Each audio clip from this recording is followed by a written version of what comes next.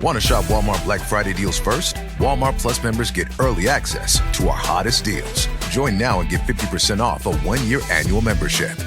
Shop Black Friday deals first with Walmart Plus. See terms at walmartplus.com.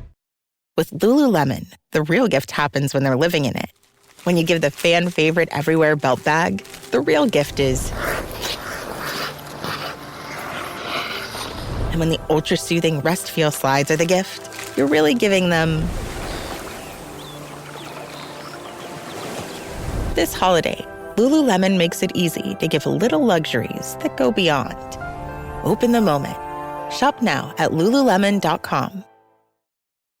Strap in, because WWE Monday Night Raw is coming to Netflix. I'm WWE superstar Liv Morgan, and I've got huge news for the WWE Universe. Starting January 6th, all the clotheslining, pile driving, power bombing action you live for now comes to you live on Netflix. So come step into the ring and stream WWE Raw Live, premiering Monday, January 6th, only on Netflix. The wrongs we must right. The fights we must win. The future we must secure together for our nation. This is what's in front of us. This determines what's next for all of us. We are Marines. We were made for this.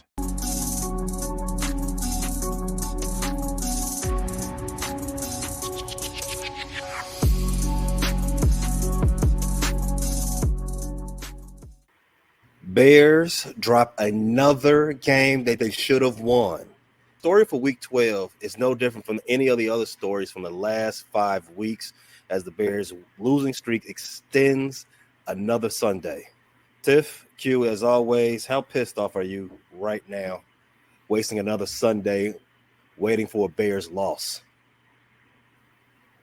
I'm numb. I'm not pissed. I'm numb. I mean, it's what it is at this point. I have no more feelings. I'm not invested in a relationship anymore. Ever since that Hail Mary happened, I've been numb.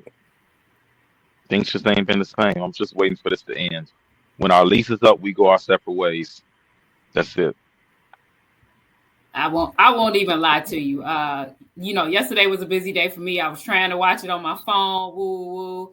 When it was the fourth quarter, about 3.5 minutes left, and we let them drive down the field, and he hit Hawkinson for that long pass, and I knew they were in field goal range. That was it for me. I stopped watching the game. I went about my business.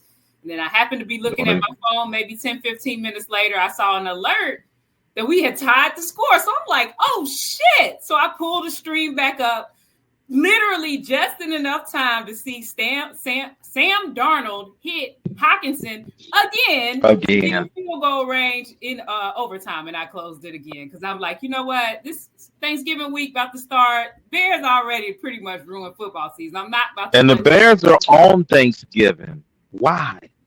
Why do we have to show our asses to everybody on national TV? Like, the tattoo ain't even right there. It's not even right, and we're just showing our asses. We about to get spanked on national TV while everybody eating.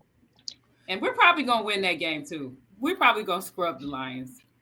Wishful thinking. But we probably are going to scrub them up. You know what? I like that energy. Let's look positive. You know what's crazy, though? When I saw the alert, like, we done came back, I was like, oh, shit, tides are finally turning. We're finally going to be the team that has an improbable win.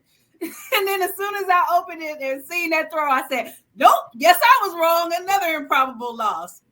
We just keep finding new ways. It's crazy.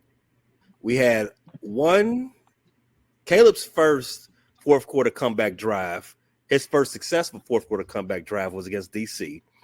He led the team down there, took the lead, handed the ball over to the defense. They gave up an improbable Hail Mary. You know, we had to drink our tears on that one. 2 weeks later, after getting rid of Shane Waldron, we had another successful fourth quarter drive at which Caleb drove the team down. They got the score. Well, they put them in field goal range to win. This is last week, and they got blocked by the Packers. You know, things you would never think you would see. This time, we're down 11. All hopes are pretty much crushed. going into that back end of the fourth quarter. And somehow, some way, as Tiff declared, somehow, some way, we tied a game, send it to overtime. I know Tiff wasn't watching, but I know Q. I know you were sweating like, man, if they block this kick again to end this game, it's gonna be hell to pay. But we hit the kick, sent it to overtime. We won the field goal. We won the coin toss. We had a chance to win yet again, and then I just for the show, I went back and watched that portion that I had missed. But I'm glad that I already knew the heartbreak was coming, because literally us driving down, scoring, getting the onside kick, which I think they said is the first time it's happened this season. It's and then winning. Well, no, wait, and then we had to get in field goal range, right? So the throw to get in field goal range, then we make the kick. It doesn't get blocked. He doesn't miss, and then in overtime we win the toss. Like, that's almost 90% in the regular season. That should have told you we were going to lose. We used all of our luck. That should have told you we were going to lose. That should have told you. Things were going too well. Things were going too well. That should. Is all on our side. Improbable momentum is on our side. What are the odds? That's why this loss didn't even hurt. I'm numb to this. I've been burned by Eberflus so much. I'm not even at the end of games. I'm just waiting for the eventual outcome. I think this is how my origin story starts. Like, I'm disappointed by the Bears, and then I just take over the city and plunge it into chaos. This is the villain origin story for me.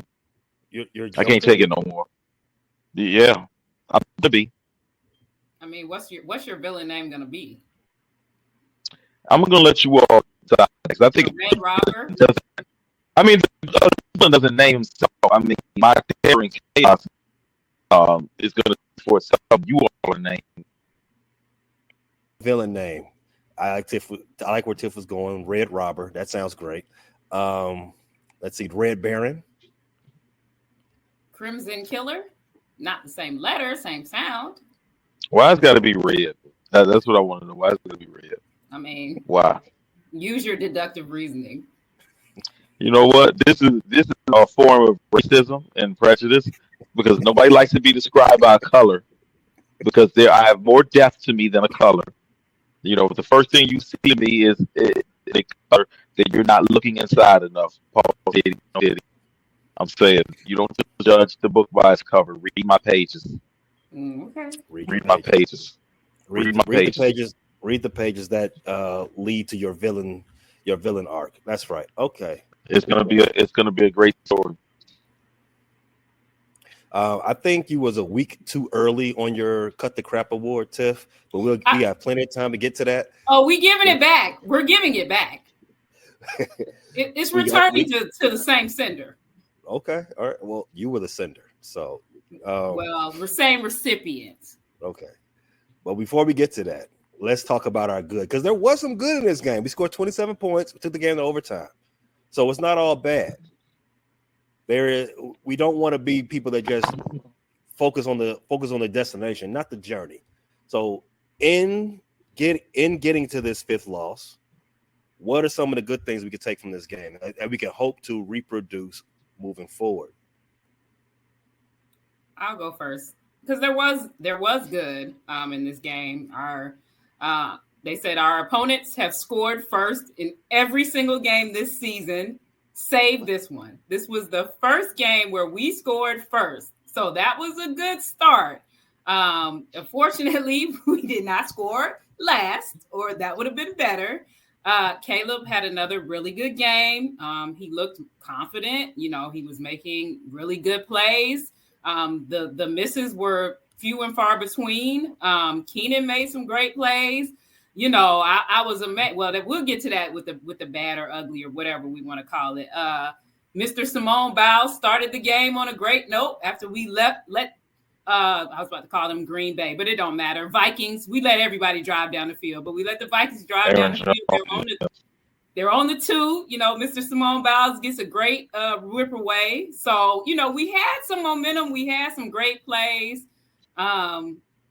You know, we do have the best red zone defense in the league, which the defense, they just so They make you so happy and so sad because it's like we will let people drive down the field and get in red zone, but then usually stop them from scoring. But then when we really need to stop somebody from driving down the field and scoring, we cannot do it. So they're just so frustrating because they're so good and yet they're so bad at the same time. So, I'll throw it in for both of them.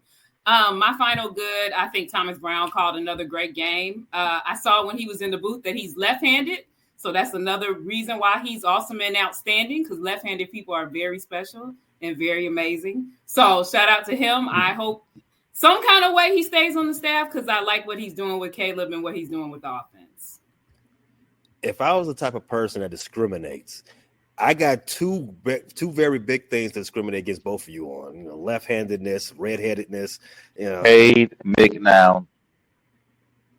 So, you want to be a marketer. It's easy. You just have to score a ton of leads and figure out a way to turn them all into customers. Plus, manage a dozen channels, write a million blogs, and launch 100 campaigns all at once. When that's done, simply make your socials go viral and bring in record profits. No sweat. Okay, fine. It's a lot of sweat. But with HubSpot's AI-powered marketing tools, launching benchmark-breaking campaigns is easier than ever. Get started at HubSpot.com/marketers. Caving now. He's a left-handed redhead? He's a brunette, but he definitely left-handed. Definitely left. You called him a brunette. Right. Like, huh? Who uses that term? term? What's the problem? What's the problem? That's not usually a term we use, but okay. I mean, I'm with it. We know what it means. I mean, isn't that what you describe a white girl with brown hair? I don't usually describe them, but I mean, I would probably just say brown hair if I'm being honest with you.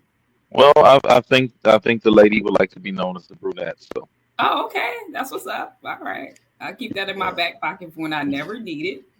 We are being very disrespectful this hour. We're only 10 minutes in. What's disrespectful about that? You called Cade a woman like 6 times. We wasn't calling him a woman. He said I would think a woman would. You weren't calling him a woman, were you? We called him a woman because I didn't want to call him a B word. But, oh, well, I missed that part. Yeah. I wasn't calling him that. Yeah. Not that I think women are B words. Let me clarify that. I'm just saying I didn't want to call him. Let me stop before I get myself canceled. I'm gonna stop. Should I do it? Because I'm gonna get myself canceled if I keep talking. So my good, echoing on what Tiffany said, it was the offense. Specifically Thomas Brown. I like the game he called. He's very decisive. I like him utilizing legs. I feel like that's a dynamic, really put pressure on defenses. Our offense is like a functioning NFL offense for the second straight week. I mean, we're getting there. So, kudos to Thomas Brown. I like the way he play call and how he's getting Komet involved specifically. We paid $50 million for a tight end, so it's good to see Komet getting involved, seeing King getting involved, seeing DJ Moore look like he has a little bit more life in him. So my good is the offense for the second straight week, specifically Thomas Brown.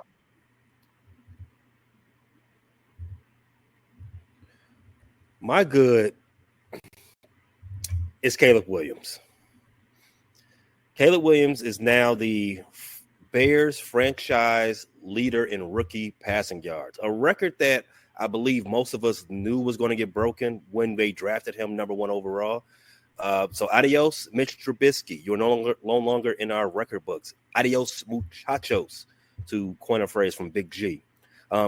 Not only did Caleb Williams break that record, that albeit is not the highest bar to climb as it relates to other NFL franchises, but it's still something that we needed as a Bears, as a franchise and as a fan base. We need to see an actual 21st century quarterback walk through those halls, walk onto that field at Soldier Field. And what I saw Sunday still leads me to believe that we finally have that. The play that he displayed Sunday, confidence, letting Eberflus know that, look, the offense is cooking. We can stay out here on these 4th downs. And obviously this time around, they weren't successful when he did that. But still, I like to see that type of moxie. I don't believe that it was his fault or anybody else's fault that we didn't come up successful in that fourth down attempt. Shout out to Keenan Allen, another drop for the big homie. But I'm gonna remind you of a play that he made in the second half. I believe it was in the fourth quarter. It was third down. It was 3rd and 7. I'm not mistaken. No one was open, and the pocket was collapsing on him, and he made Houdini blush. He escaped from 3 different pass rushers, Greener being one of them, jumped over somebody, and ran to the first down. My boy cooking. Whatever Thomas Brown's got that man on during the week, he is snorting it up. He went from, it's night and day from when he was being coached by Shane Waldron those last couple of weeks to these last 2 weeks with Thomas Brown. He is firmly cute. And I know you agree. All things being equal, this is the best quarterback in that draft, bar none. If some things had changed, if circumstances would have been different in some areas, like imagine the conversation we'll be having about Caleb Williams today if that Hail Mary didn't happen, if that block kick didn't happen. Yeah. Don't change anything that happened with Caleb. Let his play still be the same. But the things outside of his control, if the Bears are 6-6, not even talking about yesterday. If the Bears are 6-6, 6-5, the Bears are 6-5, the conversation around Caleb right now will be so out of this world. Especially with Jay and Dallas flipping. Yeah. Exactly. He'd be right back in that role. My good from Sunday's loss is an amalgamation of what you all said. Thomas Brown, his fingerprint on this offense is very noticeable. His fingerprint on Caleb Williams is very noticeable. He's getting him in better positions. He's like you said, Q, using his athleticism to his advantage, getting more of the wide receivers, DJ Moore in particular, more involved with different type of route combinations. And it seemed like the blocking is better. And I know we've gotten healthy along the line a little bit, but it just seemed like we're max protecting where we need to be, and we're getting guys out there in situations to keep the defense off balance. You can't just pin your ears back right now and come at the Bears because you don't really know where to attack. And I want to shout out Thomas Brown for that, but my good in totality is Caleb Williams. To your point about the blocking things better. So, Darnell Wright and Braxton led the league in being isolated in terms of not getting any help from edge rushers. The least amount of help, chip block, double team. And that's crazy because they're not good enough where you can leave them on that island every time. You got to help. You got to help. I think Tom said something really key that they echoed in the booth. Is my job is to call the players comfortable. And that's so refreshing here. Play to your player's strength. How difficult the matchup. Chip or go to 3-step drop. So that was definitely refreshing to see that we're playing to our actual player strength.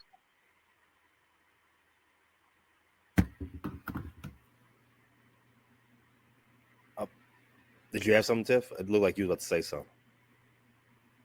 Well, you want me to jump in on the Caleb conversation, don't you? No, I thought you was going to say something.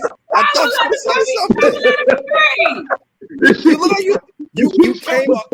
He be throwing his cape on for Caleb and then turn it to Tiff. You ain't got nothing to say about this? Dang. No, I think Caleb played really well. I think I said that earlier. I will say now, as a little caveat, I do think that overtime drive. How did Caleb? I'm just saying, I wasn't gonna say I didn't look like I was. You looked right up and you started tip tapping on your keyboard. I'm like, oh, she about to go. Oh no, but I will say, I think the overtime moment may have been a little bit too large for him. I think that's his first overtime. He did look nervous and he reverted back to getting sacked and all of that. So that's the only. But I mean, it's his first time. You gotta give him grace. You know, he'll get better at that because he looked so poised, and so even at the end of the fourth, it was just, you know, poised play after poised play. But that overtime drive, he did look like, oh, Caleb. But you know, you got to take the wins with the losses, and we've had a lot of losses lately. But I digress. Has Caleb won you over yet? It was never nothing to win over. Like, I was never anti-Caleb. I've said that 5,000 times. Yeah, you bear down. You whoever the quarterback is, you're gonna rock out, right? Exactly. Whoever the QB is, I've given him plenty of praise and plenty of love on here, on my game recaps, when deserved. I'm not gonna be one of those fans that every time I'm blaming everything on everybody else now. We gonna call it the way you took the trigger to you had anything else to add. No, but I'm looking down at my badge. I'm getting ready for the bad. Let's segue over there. It was a lot of bad. It was a lot of ugly. A lot of I think all of my bad is pretty much on the defense, unfortunately. We absolutely could not stop the run again. On the first drive alone, Aaron Jones had 55 yards, which was sick. Thankfully, we did get that turnover, so we stopped him from scoring then. We absolutely could not stop Jordan Addison. He continued to burn us over and over with either long plays or big plays. He had more than 160 receiving yards and a touchdown. And stop me if you've heard this before, but we absolutely could not stop Hockenson, who also had more than 100 yards and two of the biggest plays of the game to, again, get them in field goal range, to go up by 11 and then to win the game. So it's like I said, the defense is so frustrating. We continue to allow them to pick up third and longs over and over and over. It's like they're so frustrating. They'll get great stops in the red zone, you know, and then they just fall to pieces at different times. And, you know, we can put it on Eberflus. He's the ones that calls the defense. Are they too soft? Are they too conservative? You know, we can say all of that, but mainly most of my bad, actually all of my bad was on that. I did have, you know, Eberflus with him losing yet another challenge. Like last week, I wasn't so upset about this challenge because, again, just like they threw the flag on Keenan being out of bounds, that play was a big play. And it did look like he could have been out of bounds, if I'm being real. And I'm like, these refs, they had bird's eye vision when it was Keenan. They saw that line clear as day. But when it was the touchdown, when it looked like he could have been out before he scored, the Vikings player, nah, they were blind to that. They couldn't see that. They were the three blind mice. When Buddy's running really close to the sideline, it looked like he could have been out a couple times. Three blind mice. We don't have enough evidence to overturn it. So, again, I wasn't so upset about Eberflus challenging that play because it was such a pivotal play like last week. Of course, he lost per usual, but I wasn't, super angry about him with that challenge. This year, Santa's bringing the power of Energizer into his workshop. Whoa, the Energizer Bunny's got so much power. Wait, he's powered up all the toys. I think that means we're done for the year. I love this bunny. He's the hardest working helper the North Pole has ever seen. And he wants all your gifts to have the power of the #1 longest lasting AA battery. So this holiday season, stock up on Santa's and the elves' favorite battery, Energizer Ultimate Lithium. That's it. My bad is specific, just losing to another division opponent. What Eberflus' record in the division now? He only got like 3 or 4 wins. Period. No, he got more than that. Maybe 7 wins. Period. So he can't have many division ones. Man, we beat the Lions. Off the top of my head, I think his because he went winless his first season. I think he got 0-6 the first season. We're 0-3 this season, so that's 0-9 already. 0-2 so far, so 0-8. He beat the Lions last year, beat the Vikings last year in Minnesota. Wait, no, that was before this season. 2-2. He was 2-10 before this season. 2 last year, 0-6 the previous year, so that's 2-10. So he's 2-12 in the division. That's not going to cut it. That's my bad. Maybe that should have been my other. But 2-12 in the division. You're not going to the playoffs if you can't beat the team in your division. So it's another loss, another post-division loss. That's my bad. And at home on top of that. That home win streak is in the toilet.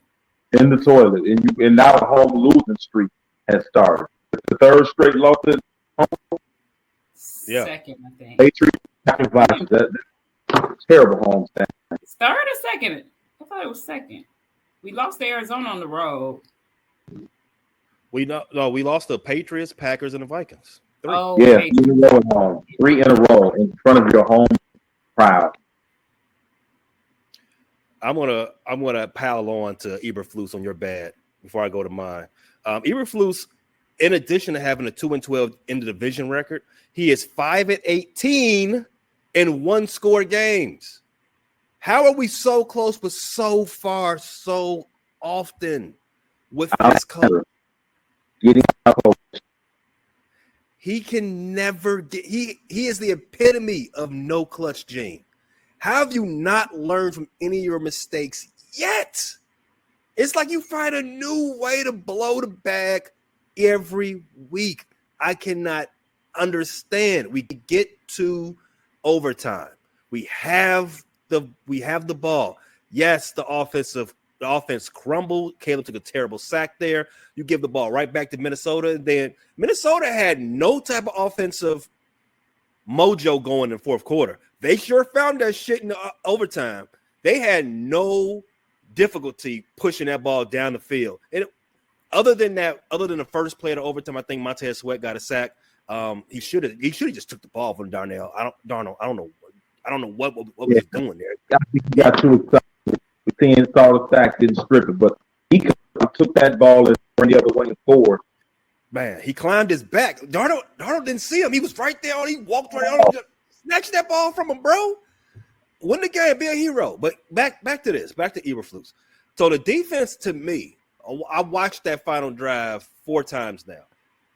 Are we playing prevent? Are we playing prevent again in the overtime? Because that's what it looked like. I had flashbacks of the Commanders game all over again. Why is no one pressing up to get any type of make any type of disruptions to Hockenson, Addison? It's sudden down. Let's march down the field. You shouldn't be in the. I mean, you shouldn't be in. You shouldn't be in a soft zone at this stage of the game. They got to go win it. You can't let them dink and dunk up the field and get in the field goal range. You got to beat them. We're going to go man on man coverage. You have to beat me. You want the ball first, and it's sudden death. Like that is absolutely mind-boggling. How you can call that type of coverage then. You have to make them earn it. Make Darnold make tight window throws. They can beat you over the. I mean, you can't let them walk up the field and kick. Well, you did let them walk up the field and kick the field, but you absolutely should not let them do that. He should have the throws of his life, the throws of the game. If you tip your cap. You know, if you in tight man coverage, you don't press them, and they beat you. The receiver makes a good move off the line of scrimmage, gets vertical. Donald puts it right in the spot. All you can do is tip your cap, but you can't let them just march down the field and let him get it easy. Make them work for it, please. Yeah, it was like, to save the first play, right, where Montez gets to him, it was like they were just playing in the first quarter. It was everything they wanted. They were getting with ease. It was it's like, do we not know they don't have to score a touchdown? All they have to do is get in field goal range. Like, huh? And it was very apropos that Minnesota has the most one-score wins, and we have the least one-score wins. So, I mean, it's set up perfectly, right? They're used to being in those one-score situations. They're used to being in those close games, and they're used to doing what you have to do to actually win in those situations. We, on the other hand, are always in the game, pretty much. We're always close, pretty much. But we continually find ways to lose the game. And that, like I said on another episode, is the stark difference between us and our divisional opponents. Because the Lions are constantly, well, not always, they're blowing people out sometimes, but they've been in plenty really close games and they found a way to win. The Packers have been in plenty really close games, they found a way to win. Minnesota's been in plenty really close games, they found a way to win. We have found every single solitary, maybe we think every way to lose. We think that every week. And then the next week we come up with another one. So IDK at this point. But that's really the difference between us and our opponents. It's that clutch gene missing. It's that leadership missing. Whatever it is that's missing, we continually are finding ways to lose in really, really close games. I said that Eberflus's record in one-scored games is 5-18. Minnesota Vikings head coach Kevin O'Connell, his record in one-score games, Tiff, you alluded to this, 28-10. Jeez. Yeah, you remember last year they all they did was win one-score games last year. Yeah. Was it the year before that? I don't remember. One of them years, everybody was calling them paper champs because they're never going to succeed in the playoffs because they only win one-score games. I don't know. If it was last year before that. But they won a lot of one-score games last year as well. Yeah. So you all know when Kevin O'Connell got hired? This is year, right? That's right, Q. This is he was hired the exact same hiring cycle as Matt Eberflus. Did it to ourselves. We always identify the wrong candidate. And for the life of me, I don't care what Big G or anybody else says. That is the problem with this team. The head coaching. Compounded it by not getting rid of him this offseason. I felt if you had enough conviction to move on from Justin Fields, then you definitely should have moved on from that Eberflus too. Because that was a very unpopular choice among the players and the fans. Nobody was really going to be shedding tears if we got rid of Eberflus. So that's the most puzzling Ryan Poles move of all time to me. It really is. Like some of the misses, we can laugh at or whatever, but that was one of the most puzzling decisions of all time to me. And Justin Fields returned than Matt Eberflus. I felt like Justin Fields was better than Matt Eberflus at his job. He was a better quarterback than Eberflus was a head coach. So I felt if anybody was going to be moved, it would be Eberflus first. He would be the obvious guy to move. One and start over. Why not move the other? But no, that's too much like right. That makes too much sense. You get, and we could debate this till the cows come home, but you get a generational talent at QB, certainly a height talent at QB, and you give him to Matt Eberflus. That doesn't even sound right. It doesn't even sound right at all. What organization say, I want Matt Eberflus to this young rookie talent at quarterback too. I can see maybe if it was a defensive talent, but a quarterback. It's that's the way the organization does stuff. I mean, you went and made all these trades and got this draft capital, got this call, and acquired talent, and you just didn't finish the job. The holidays are back at Starbucks, and there's so much to share. With classics like Caramel Brulee Latte, Peppermint Mocha, and Chestnut Praline Latte, we're celebrating everyone's flavor of festivity. Order yours in the app. Well, I don't care what Ryan Poles says. We'll have a new head coach next year. I'm going to be real quick with this. I'm going to make sure we'll have a new GM next year as well. If this thing keeps spiraling out of control. My bad from this week, Keenan Allen, the veteran on the squad. You got to haul those passes in, bro. You got to haul those passes in, bro. These I spoke on the rant yesterday after the post game. Keenan Allen made a great catch. It just wasn't a reception. He couldn't get the second foot down on that one play. I think that was in the first quarter. Allegedly. Yeah. Well, you paid a man $24 million. You got to make those tough plays. It was a tough play, but you expect him to get the foot down and not leave it in the ref. Highly paid. He's a 6-time Pro Bowler. These are plays he's made with the Chargers over and over again. He's made a career of making these same type of catches. I don't know why this year has been any different. And I already spoke about that fourth down drop that he had, hit him right in the hands. Whoops. The one that hit him in the hands, he didn't turn his head around quick enough when he was a hot route. Not that one, because that's another one. But the other one, when it was just a quick out, it actually wasn't a quick out, but it was like a 4 or 5 yard dig to the sideline, got his head around. The ball hit him right in the hands and just bloop, right through him. Got to catch these, man. And we've been saying this since week 1 when he dropped a touchdown. Yeah. I don't. At this point, it's week 12 now, going to week 13. We really don't have that superstar wide receiver trio that we thought we had, because one of them obviously can't catch. I think that goes back to when Cole Kmet to the coaching staff being as hard on players in training camp and allowing stuff to not be addressed. You kind of see with the lack of discipline. Darnell Wright every week, he has to every week. I can't see a game like false start besides the games he didn't play. I mean, we have the same penalties every week, and that's got to go to coaching and discipline. Like, we keep making the same mistake. Professional NFL professional teams should not be getting field goals blocked weekly. I mean, the adjustments are not being made clearly. Oh, I got a lot of ugly. No, I don't. We've talked about a lot of it earlier. Unfortunately, you alluded to the blocked field goal. My guy, special teams coach, black guy. I hate to say that. I hate it had to be you.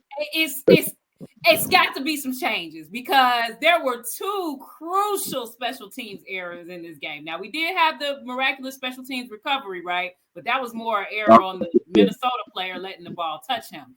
But my guy, we've got another blocked field goal in the exact same spot 2 games in a row. So you mean to tell me that wasn't the only thing you all practiced in practice this week? Or you just can't figure it out? Then we've got Carter letting the ball touch him and bounce off him and putting Minnesota in position to get the score that really lets them win the game. It's like just boneheaded errors, unforced errors that no one made us do. It's like, bro, why are you anywhere in the vicinity of the ball? And you got the nerve to be waving your hands telling everybody else to get away. Huh? Maybe you. Maybe you get away. You be the one that gets away. So it's like, I'm looking at the special teams coach like, bro, it might be time for you to go as well, because how is your unit? Like, I saw somebody say, like, hey, these special teams might be betting because there's too many kickers and special teams plays that are going off the walls. But I'm just like, special teams, you're supposed to be an asset. You're not supposed to be the reasons why we're losing these games. And Carter, he did run back at the end of the game to get us, where we could get in range. So he did have a little bit of redemption. And I mean, that's going to happen. My other ugly, it goes to who I gave the Cut the Crap award to, our boy Jalen Johnson. Broski, you had 2 very crucial pass interference calls on you this game, bro. Like, again, you big talking, but where have been your big plays this year? I can think of some big Kyler Gordon plays. And I'm not saying he hasn't had any. Maybe they're not popping into my mind. But the plays that are coming to my mind for Jalen Johnson lately are negative plays. So, again, broski, like, those were 2 plays that had a big impact on the game. So I got to give him the Cut the Crap award again, because let's stop the fashion shows on IG and the snazzy, captions until we really playing like it, until you and the team are playing like it. Because it's like, all right, we paid you a lot. You keep saying you one of the best in the league. But like I said, I can't think of any of his highlights from this season. Maybe you all put me on, but the last couple games, it's been detrimental plays to us. Damn, Chip, you can't have social media for me. I mean, we're just being injected here. I don't care what you do on social media, but bro, if you talking big, back it up. So you make me happy. If you're talking big when your team is on a 100-game losing streak, let's knock it off. When your team is finding new historic ways to lose every week, and a lot of it is falling on the defense, if we're being honest, at least the big plays, cut the crap, okay? Cut it. So one thing I got to defend Jalen Johnson on, the penalty was bad, but Justin Jefferson is the best in the world at playing wide receiver. And Jalen actually shadowed him a lot during the game. Now, of course, he had a little bit of help, but he was on an island with Justin a lot of times. And if all you gave up was a long pass interference, and I think Justin Jefferson had 7 yards, I'm not too mad at that. He felt like more of a decoy this game to me. Because everybody else ate. We can say whatever we want about that, but he felt like more of a decoy to me this game. And maybe they were just like, yo, they falling for it. We can get Addison everything he want. We can get Hockenson everything we want. But Justin felt like more of a decoy. And it worked. Maybe it's just the numbers of the line that teams just don't target. Really don't have much success when they do target them. So I get the talking. We're all sick of the talking, and we're winning. We're tired of it. Instagram says, "Come on, Debo. Let him have some social media fun." A Bears fan said, "We haven't won a game since Velus Jones was cut." Wow. So do with that as you may, but we have not won a game since Velus Jones been cut, and we have been losing in very hurtful ways. I'm not saying it's correlated in any way, shape, or form. I just thought Vince would like that because that was one of his favorite players. Go get him back. Hey, if he needs to be like Giannis's little brother, and we just need to have him on the bench just for moral support, go get him back. I'll get him back. I'll go one step further. We have not been in the playoff one of the divisions to Mitch Trubisky. Go get Mitch and go get Velus. Bring them back. Go get Mitch and go get Velus. That's it. Sign, seal, deliver. Go get them. We going to the Super Bowl. That's it. Until we right by Mitch and Velus. Until you do right by him. Hey, that's what I said a couple weeks ago. It feels like we got a little juju on us, maybe. You know what? I was thinking earlier. I bet you Mitch and Justin do see the way that we lose and just be like, It probably does their heart a little good. I've seen Mitch play since he left here. And Mitch played since he left here. It's fun. Justin, I can see. Because Justin did warn us that the coaching wasn't good. And I think we all assumed he was pointing towards Getsy. Until recently, it's come out that Eberflus has had his influence on Caleb Williams in terms of being risk averse. That has come out as well. So that goes into why would you have a Matt Eberflus developing a top generational quarterback like this? Yeah, it's come out that it wasn't so Getsy that Eberflus kind of wants his quarterback playing conservative, and I get it. But the thing is, the quarterback has to develop. He's got to test his limits. He's got to know where he can fit the ball in those types of throws. And we heard Justin complain about that, and we all assumed it was Getsy. Now, it's really been kind of Eberflus, and I think you kind of see it with Caleb. Sometimes he's gun shy. I don't know if a combination of because he took a horrible sack in Vikings. Like that was you. If nobody's open, you're tough on run. You're an athlete. You're not run. I like if Caleb sees a couple of seconds, do the off.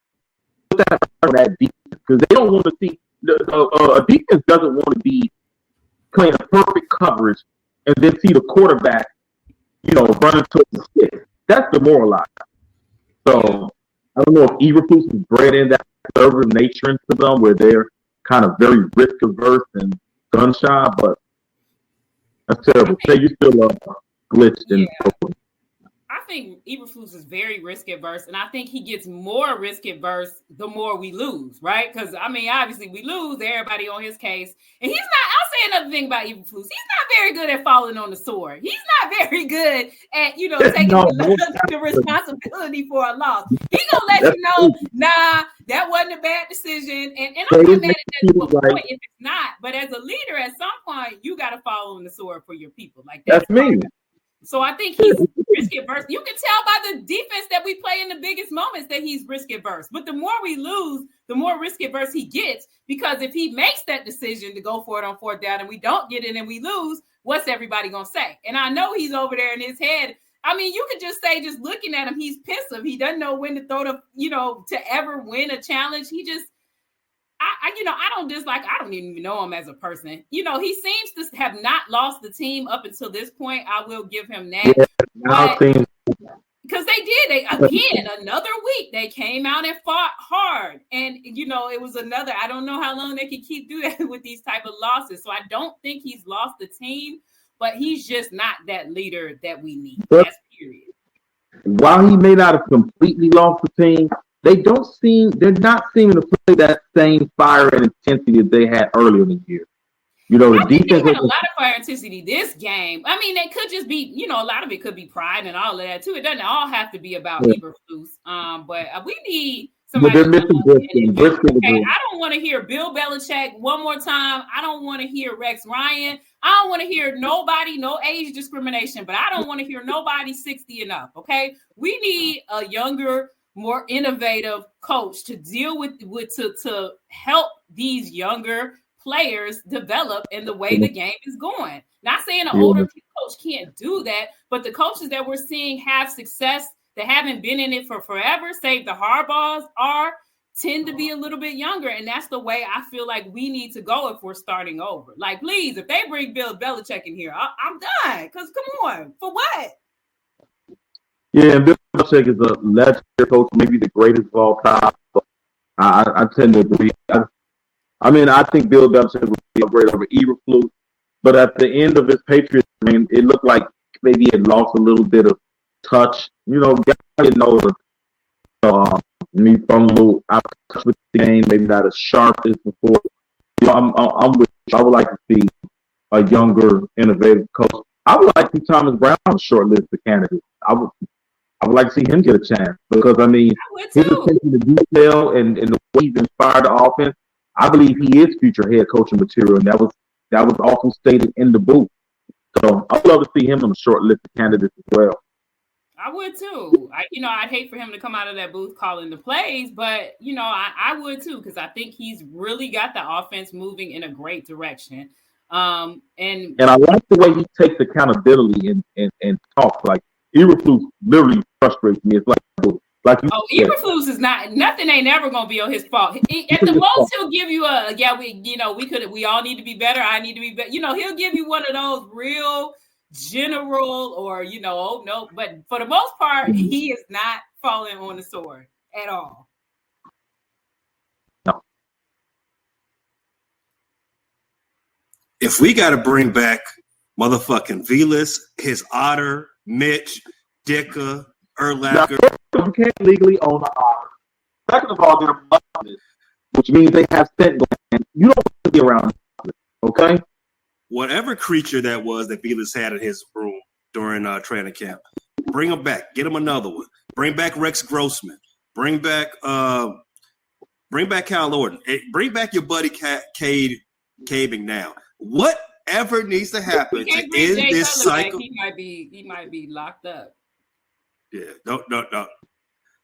Leave Maga Cutler where he is. He deserves to be away from society. But everybody else, bring him back. Red Gray, bring him back. Dig him up, bring him back. We need whatever needs to happen to exhume this funk of losses off this team.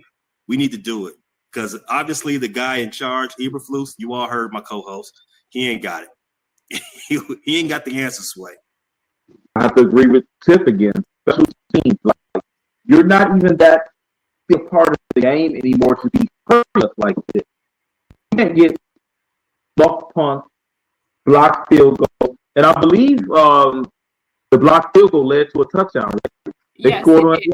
It was like a succession. It was the play with Keenan where they overturned that. Then we had the blocked field goal. Then they went and scored. It was like such a because with that throw, getting in range, you thought like, oh yeah, we really about to go run them in the ground. And it was like boom, boom, boom of just tragedy after tragedy. I mean, the muff led to a touchdown. Led to points, right? I don't remember. I'm almost sure the muff led to a touchdown. Yeah. So you said it was 14 points and took on special teams. That's ugly. That is ugly. Your special teams cannot be giving up scores like that. My ugly from this game. I don't like to double down when somebody else says it, but Jalen Johnson, two PI calls. One of them took away a turnover that it should have been Jonathan Owens' second turnover of that game. That touchdown, I think that's what happened on that call. He was shadowing Justin Jefferson, and you noticed this on that touchdown that went to Naylor. He was playing the zone, he was playing the area. Justin Jefferson flashed into that area, so he's like, all right, I'm gonna skirt back and give Justin all my attention. And then what happens? Naylor just runs up into the open space that he vacated. Oh, got a touchdown. Easy touchdown. It looks like they were going at Jalen. If you just play the result, you see number one right there where the ball is. But that's just good coaching. That's just a good play design from the Vikings. They knew that if a lot of their defensive focus is going to be on Justin Jefferson, as it should be, they knew there was going to be free reign in that area where one is. Because exactly, you don't see Kyler Gordon or Stevenson playing the same side of the ball or same side of the hashes as number one. Number one, you just got that whole side. So if you run Justin away, run him and run one out the way, that whole side is wide open again. Yeah. That's how Hockenson got open 2 plays in a row on overtime. What's also crazy is the Bears won the turnover battle and lost the game. Everything. Nothing makes sense with this team. Like nothing makes sense with this game or this team. I mean, by all visual from the eye test, this team should be 6 or 17 now. I mean, they get our time possession. This game killed them. I believe I don't know about the yardage by the end of the game, but at like in the third quarter, we were way ahead of them in every metric. Except the red zone defense. They had the ball for like 10 minutes or something stupid like that. It's crazy how we continue. I mean, the Colts game, for example, Anthony Richardson was trying to just give the game away. And we outgained them by a lot. And we still ended up losing that game. Like, these games make no sense how we lose them. I mean, we held the Commanders to 3 points a quarter for the entire game. And with 0 seconds left, we inexplicably forgot how to send the Hail Mary. We think about season makes sense. How to, because did we say Cairo has had kicks blocked before this season or not? I know it's not a very it's a rare occurrence if it has happened before. So it's like now we can't do that. We can't even do that. When we've done it, whether he missed or made it, they weren't getting blocked. But now 2 weeks in a row they're getting blocked. Like, huh? Yeah. And like you said, we did have a few penalties this game, but comparatively to how we've been the rest of the season, this was a clean game for us. So it's like all these things that just look like, yeah, we finally about to get this done. We're about to get back in the right column. We're about to smash our divisional opponent. Finally, the crazy odds are going in our favor. And it's like, nah, not so fast, my friend. A couple of weeks ago, smashing the jaws of victory. That's exactly what we need to do. And it's almost comical. Now I don't think we're going to get blown out Thursday. I think we're going to find a way to lose that game. I mean, at this point, man, I know we're not going to tank with it. At this point, we just need to be focusing on next season. Focusing on Caleb's development, focusing on our draft pick, focusing on who's gonna be the next head coach and coaching staff. Like these, playoffs is over with. We can get them some moral victories that I guess feel better, but we always play the Lions well, so I hope we don't get embarrassed on Thanksgiving. But with this team, it ain't no telling. Another lit off season, huh? Another off season where we sound like Cowboys fans. I'm sick of it. I'll just go off season, but we're not changing quarterbacks, coaches, or GM. We get to that point. What episode is this? Do we even do the episode anymore? Episode 100 something. We losing, bro. We don't want to be nostalgic since we losing. Okay, when we start winning, then we'll do episode 103. Nobody. Chicago frustrated fans. Bear down, bear claw up. No. Thanks for listening to this latest edition from the Frustrated Chicago Sports Fan channel. Whether you listen to this on Apple Podcasts or Spotify or watching on YouTube, make sure you like, subscribe, share with a friend, and hit the notification bell so you never miss a drop. And all my homies from Chicago, we say three things: bear down, go Cubs go, and sell the team, Jerry.